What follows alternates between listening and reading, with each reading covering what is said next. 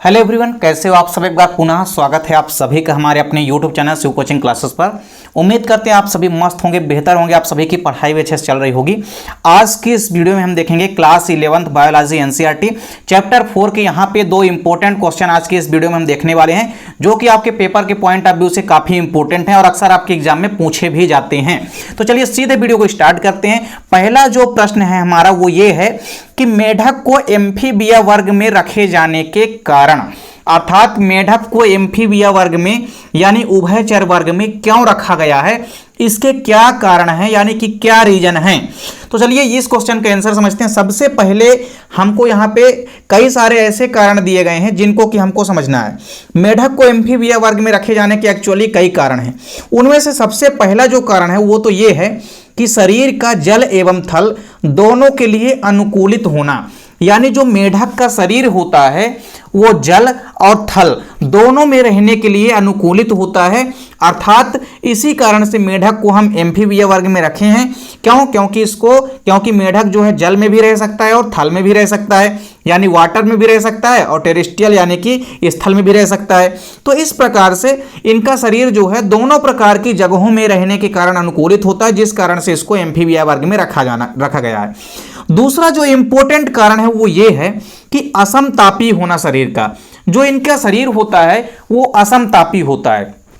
असमतापी का मतलब होता है कि इनके बॉडी का जो टेम्परेचर होता है वो हमेशा एक सा नहीं रहता है। अर्थात इनके जो बॉडी का टेम्परेचर होता है वो घटता बढ़ता रहता है। इसी कारण से जब ये जल में रहते हैं तो इनके बॉडी का टेम्परेचर जो है कम हो जाता है, बॉडी का टेम्परेचर ज़्यादा हो जाता है, और जब ये बाहर रहते हैं तो टेम्परेचर कम हो जाता है। अर्थात इनकी जो बॉडी होती है वो अनुकूलित होती है, ये असमतापी होती है। इनके शरीर का जो ताप है वो बदलता रहता है। जब ये स्थल में रहते हैं तो ताप कुछ और रहता है, जल में जाते हैं तो इनका तापक्रम कुछ और हो जाता है।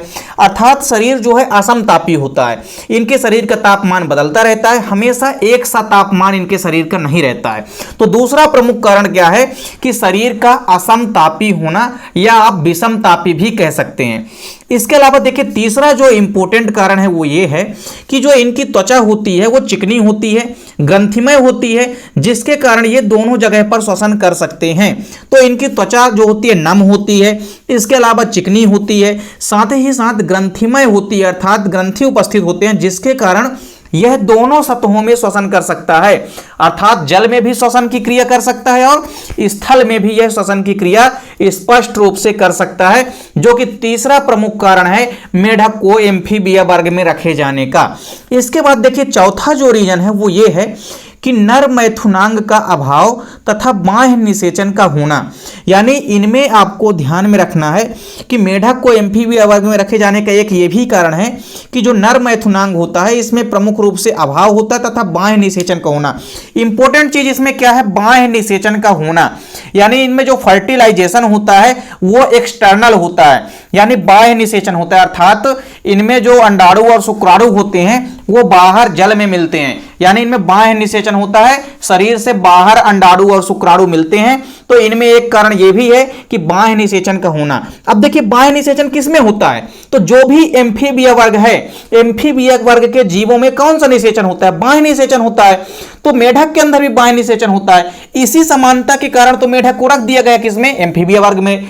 क्योंकि जो एम्फीबिया वर्ग के जीव हैं उनमें भी बाह्य निषेचन होता है, मेढक में भी बाह्य निषेचन होता था, जिस कारण से भी इसको रख दिया गया किसमें, एम्फीबिया वर्ग में। अगला कारण क्या है, देखिए अंडों को जल में ही देना। तो हमने आपको पहले ही बताया कि ये अंडे कहां देते हैं, जल में देते हैं।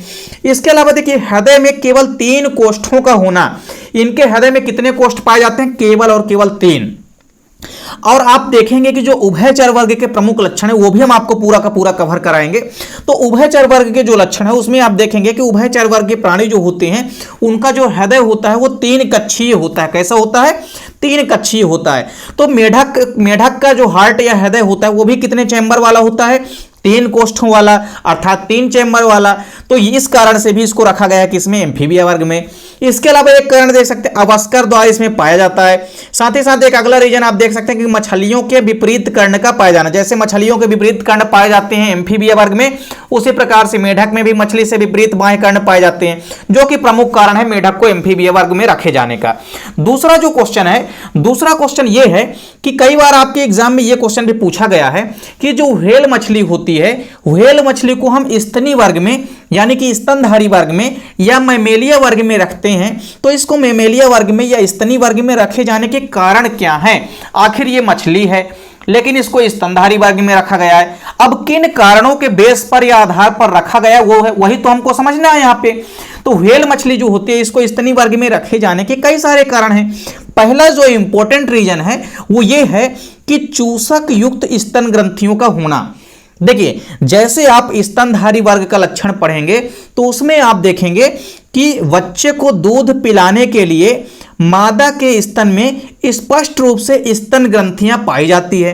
सेम उसी प्रकार से जो व्हेल मछली होती है इसमें भी चूसक युक्त स्तन ग्रंथियां पाई जाती है। तो ये लक्षण किससे मिलता जुलता है? स्तनी वर्ग के लक्षण से मिलता है, जिस कारण से इसको हम स्तनधारी वर्ग में रखते हैं।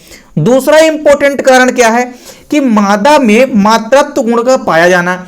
जैसे आप मेमेलिया वर्ग में देखेंगे कि जो जनक होते हैं, जैसे माताएं जो होती है उनमें मातृत्व के गुण पाए जाते हैं, सेम उसी प्रकार से इसमें भी आप देखेंगे कि मादा के अंदर जो है मातृत्व का गुण पाया जाता है, यानी जो व्हेल मछली होती है इसके अंदर मातृत्व का गुण पाया जाता है। फिर इसके बाद आप देखेंगे जो तीसरा इंपॉर्टेंट रीजन है वो ये है कि मादा द्वारा विकसित शिशुओं को जन्म देना। यानी जैसे मैमेलिया वर्ग के जितने भी जीव होते हैं ये स्पष्ट रूप से विकसित शिशुओं को जन्म देते हैं, सेम उसी प्रकार से जो हमारा व्हेल मछली है, व्हेल मछली में भी आप देखेंगे कि व्हेल मछली भी स्पष्ट रूप से शिशुओं को जन्म देती है। आमतौर पर जो मछलियां होती है वो अंडे देती हैं, लेकिन जो व्हेल मछली होती है ये किसको देती है? ये शिशुओं को जन्म देती है। तो इस प्रकार से जो व्हेल मछली है वो शिशुओं को जन्म देती है और व्हेल मछली शिशुओं को जन्म देती है, जैसे कि स्तनधारी जो होते हैं वो भी स्पष्ट रूप से शिशुओं को जन्म देते हैं। तो ये भी प्रमुख कारण है व्हेल मछली को स्तनी वर्ग में रखे जाने का। चौथा और इंपॉर्टेंट कारण क्या है कि मनुष्य का जैसे हृदय आप देखेंगे 4 कोष्ठों का होता है, क्योंकि मनुष्य भी मैमेलिया वर्ग में आता है। सेम उसी प्रकार से जो व्हेल मछली होती है, अन्य मछलियों का हृदय जो होता है वह 2 कोष्ठों का बना होता है, यानी 2 चैम्बर का बना होता है, लेकिन जो व्हेल मछली होती है, व्हेल मछली का जो हार्ट होता है वो 4 चैम्बर का यानी कि 4 कोष्ठों का बना होता है। तो यह भी प्रमुख कारण है कि इसका एम्फीबिया जो व्हेल मछली है उसको स्तनी वर्ग में रखे जाने का। अगला कारण क्या है कि शिशुओं का पूर्ण विकास गर्भाशय में होना। जैसे गर्भाशय में पूर्ण रूप से शिशुओं का विकास होता है स्तनधारी वर्ग में, उसी प्रकार से व्हेल मछली के अंदर भी जो गर्भाशय होता है उसमें पूर्ण विकसित शिशुओं का जन्म होता है, गर्भाशय के अंदर ही पूर्ण विकसित शिशु जो है बनता है। तो ये भी कारण है। और एक आखिरी कारण आपको याद रखना है, अंतःनिषेचन का होना।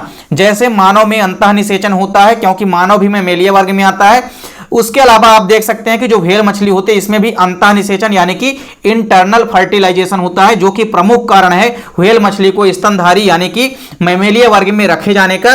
तो देखिए ये दोनों क्वेश्चन इंपॉर्टेंट है, इनको आपको अच्छे से तैयार करना है, क्योंकि आपके एग्जाम में अक्सर ये क्वेश्चन पूछे जाते हैं। उम्मीद करता हूं वीडियो पसंद आई होगी। वीडियो अच्छी लगे तो लाइक कमेंट जरूर कीजिए, साथ ही साथ दोस्तों के बीच वीडियो को ज्यादा से ज्यादा शेयर कीजिए। चैनल पे आप यदि नए हैं तो चैनल को सब्सक्राइब जरूर कर लें, साथ ही साथ बेल आइकन प्रेस कर लीजिए।